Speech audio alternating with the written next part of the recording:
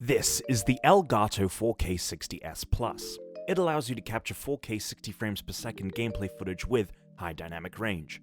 It is the latest product from Elgato and the most advanced gameplay capture device on the market for consumers, retailing at a hefty $399. Let's see what that gets you. In the box is a quick installation guide, a safety guide, and a magnet in a sleeve with Elgato's social information. For connectivity, the device comes with two USB-A to USB-C cables, one for power, one for gameplay capture via your computer, an HDMI 2.1 cable. Do note, not all HDMI cables support 4K HDR, so do make sure to use this cable when connecting to a TV. And finally, a power brick that connects via USB-A, as well as a myriad of different regional power connectors. Here we have the box itself. On the back are two USB-C ports for power and computing connectivity. Next to those are two HDMI ports, one to connect to your console of choice, the other to connect to your TV.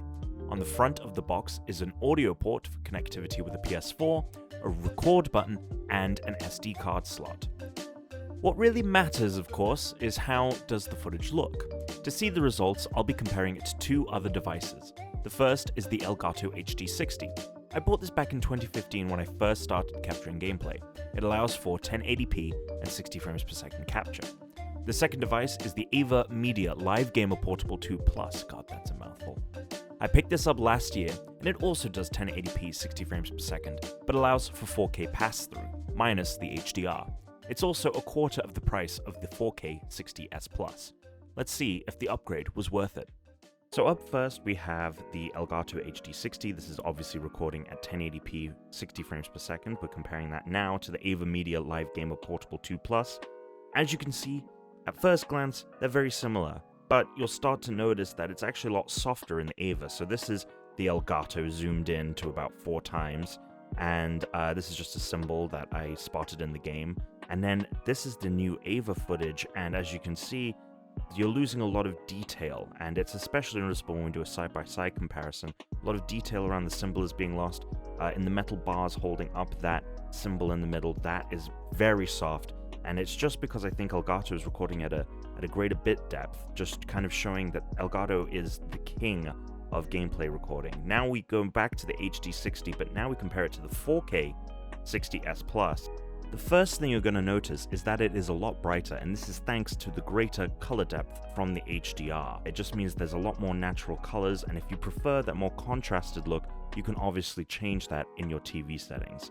But let's look at the resolution here. This is the Elgato HD60, so this is 1080p, zoomed in 4 times, and if we compare that to what we're looking at with the 4K60, so much more clarity, not only with the color, but also with the resolution. That symbol is a lot crisper. All of that metal detailing is just there. This is zoomed in 8 times now.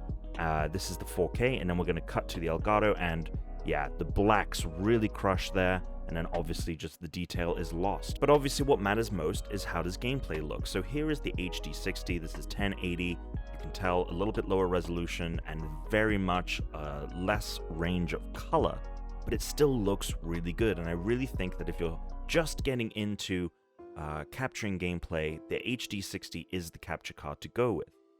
Now we're going to cut over to the 4K footage, and as you see, greater color range, much higher resolution, and while the game looks fantastic, is it really worth it? If you're going to be posting this video to YouTube, which is going to compress the bitrate of the video a lot for online use, are you going to notice it that much? On top of that, remember that 4K files take a lot more computing power than 1080 files.